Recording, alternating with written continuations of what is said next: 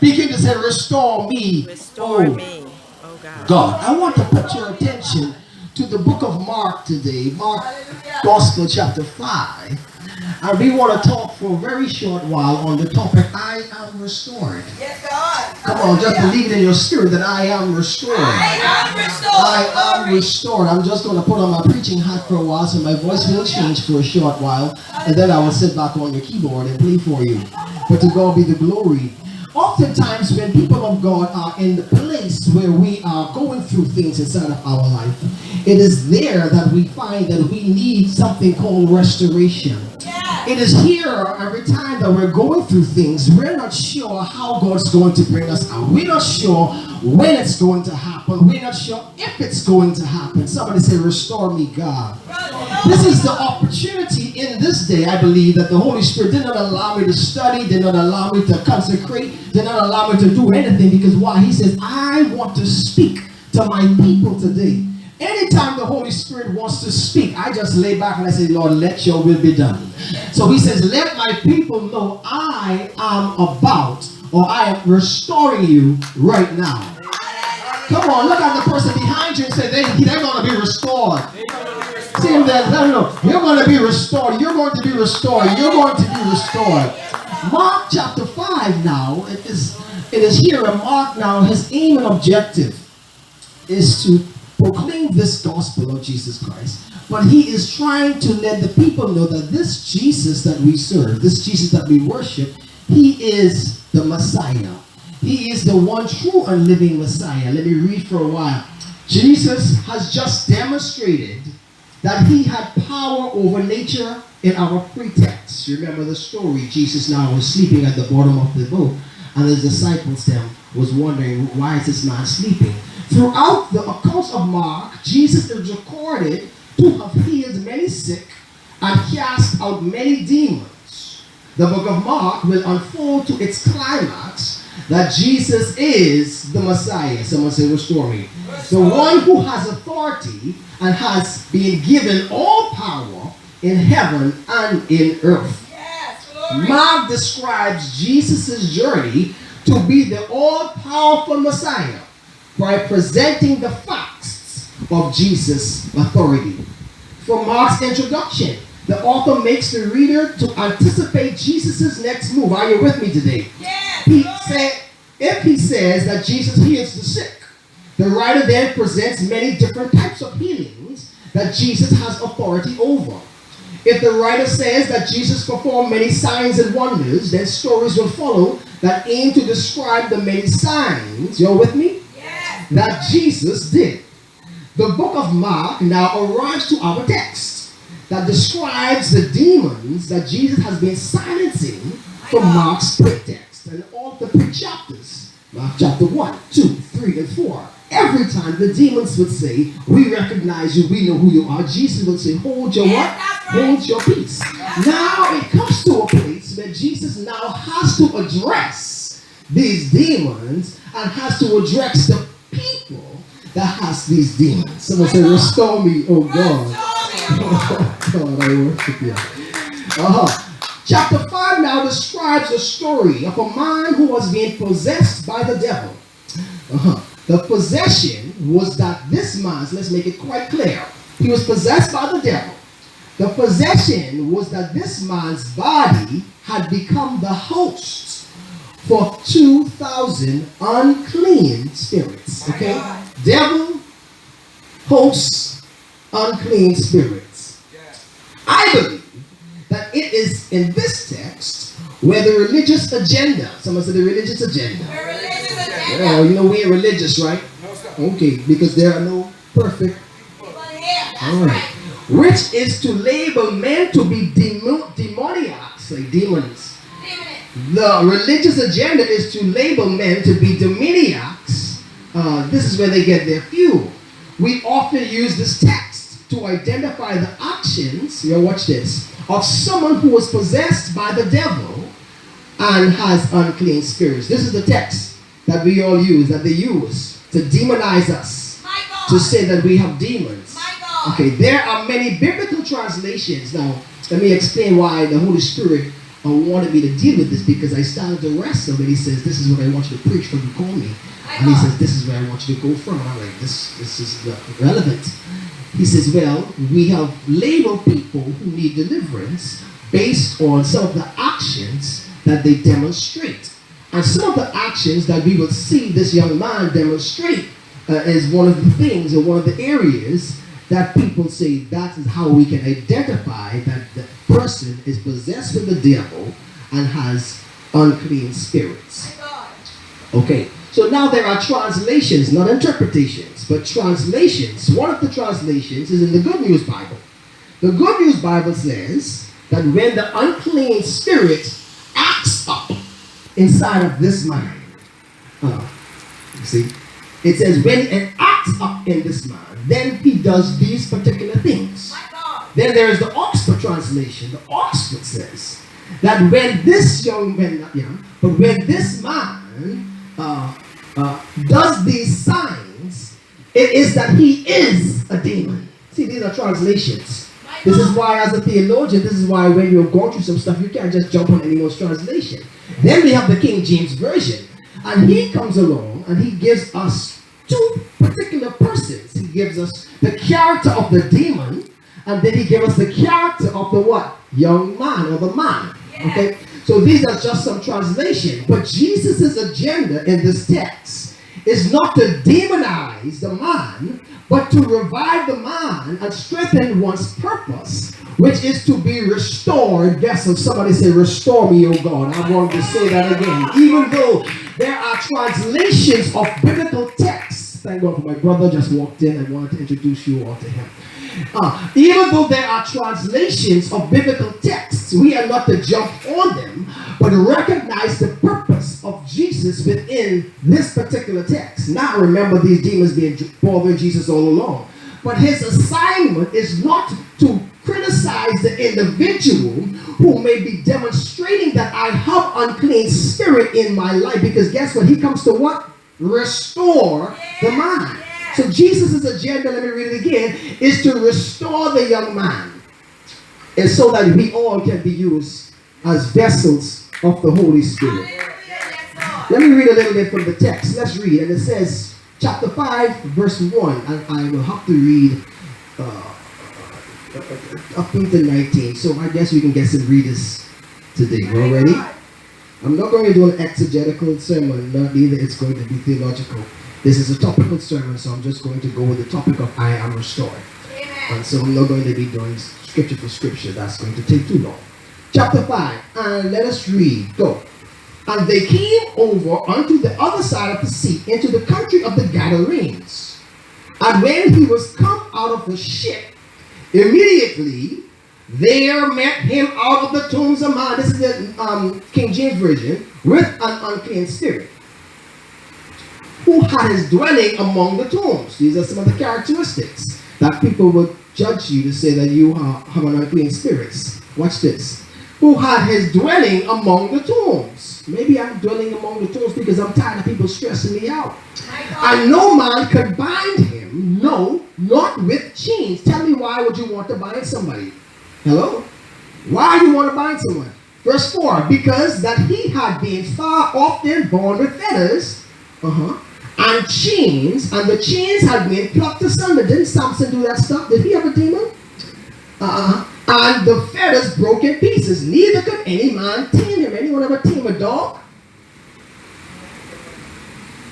Anybody realize that when they train a police dog to find coke, how do they train him? Anybody? My brother? What do they train him with? With coke. When you try to train someone, you shout at them. When you try to train something, you intimidate them. You ever seen the elephants? How they team those elephants to be submitted to the master's whip and the lion? Why would you want to tame someone? Which verse am I on? Now it says, verse 5, and always night and day he was in the mountains and in the tombs. Doing what in the King James Version? Crying and cutting himself with stones. Have anyone ever met a person who now is at the brink of suicide? Anyone? Have you ever met a person who has inside their heart that nobody wants me? In other words, the pain that I have to demonstrate, or the pain that I'm trying to get out of me, the only way I can demonstrate this pain is through what? Hurting myself. This young man now has been ridiculed and tried to be tamed and beaten and chained down and locked. This is talking about a man. We ain't got the demons yet. And this young man, because he is known to have been possessed with the devil, and he demonstrates at times some things that are unclean in his life, the people of the community rejects him, and these are the things that the people now does to why would you put a man in chains? This is what the Holy Spirit will give you. Are y'all with me today? When you try to tame him.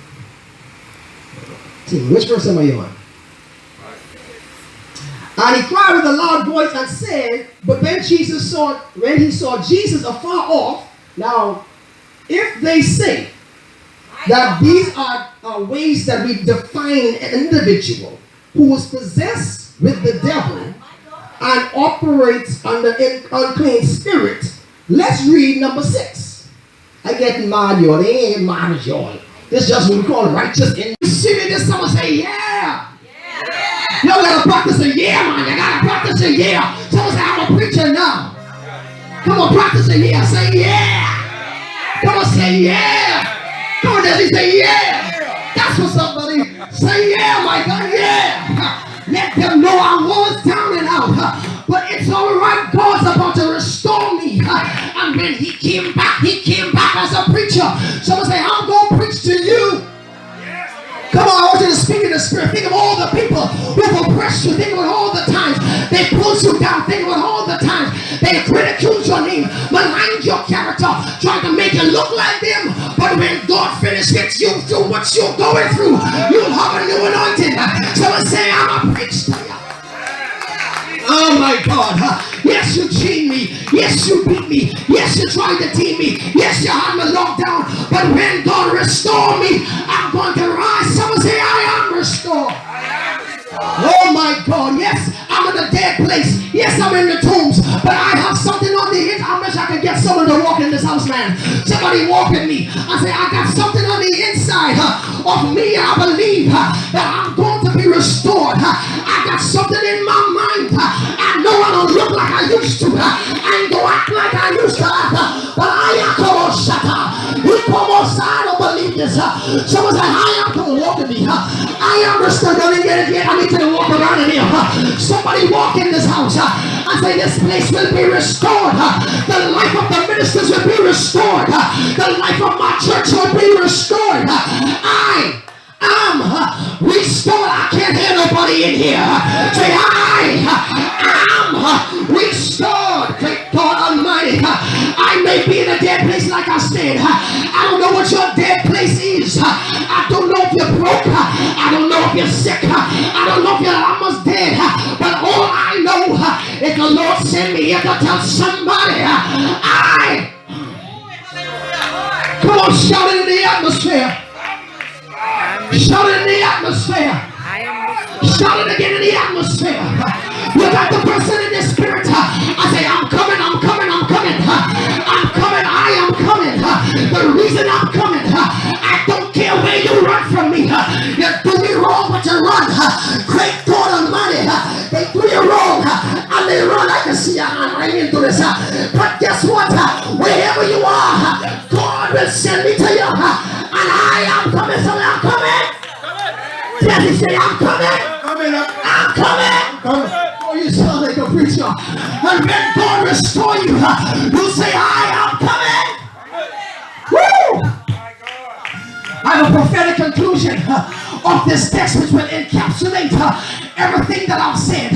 But I need you to keep on praising so that the Lord can deliver this thing. I'm almost there. I've got to preach like I feel it. And he says, tell my people, God's plans for our lives are now being addressed. According to our text from chapter 1 to chapter 4, God did not address the man who had the demon, but now he's addressing addressing, I'm here to tell somebody over prophetic alignment that God is now addressing your situation.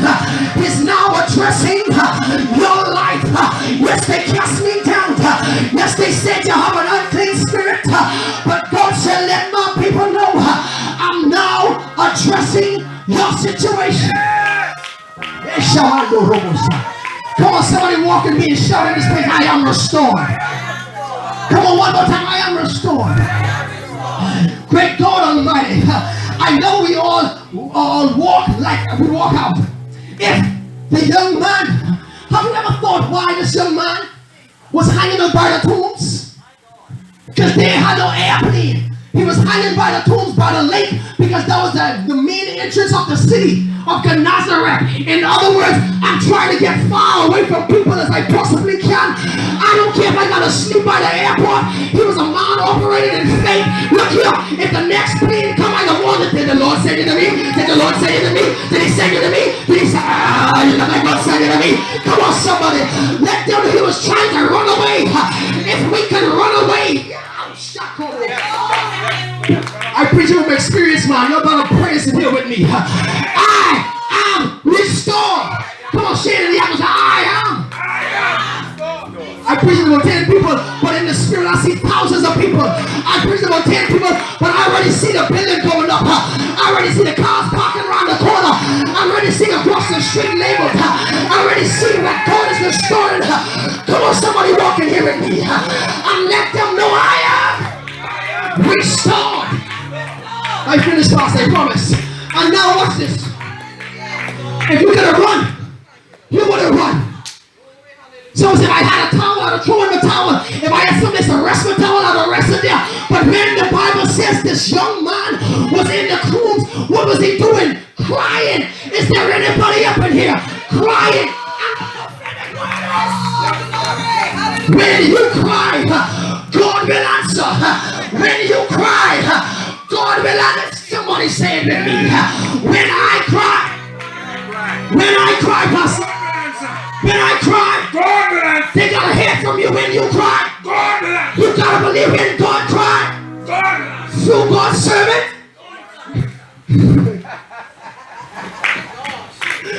Young man, I call you because you what? Thank God Almighty.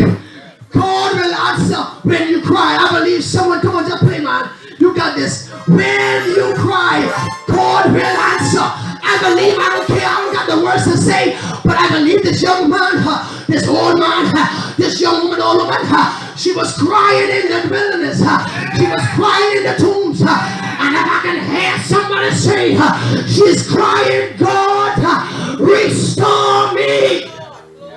Think of a rich man being cast out in his community, and all he can say is, I remember when I used to do this, I remember when I had this, I remember, but now he's crying, calling himself, trying to get out. Restore me. I sing the prophetic conclusion. It matters that we forgive people who have oppressed us. The text should speak to the revelation of your experience. Someone say amen. Amen. God plans for the man reveals that you are the only one who can reach the 2,000 friends who rejected you in so many different ways. Someone say amen. Stay in the spirit. Jesus came today to restore you. Upon your feet for a second. And it is God's desire that you fulfill your purpose. The text tells us that friends and the people in your community really do not define your purpose. And that Jesus trusts that you are now well able to walk in your destiny, to walk in your purpose, being restored in your right mind. Someone say, I am restored. Somebody slap your hands together and give our God praise. Come on, come on, come on, come on. We can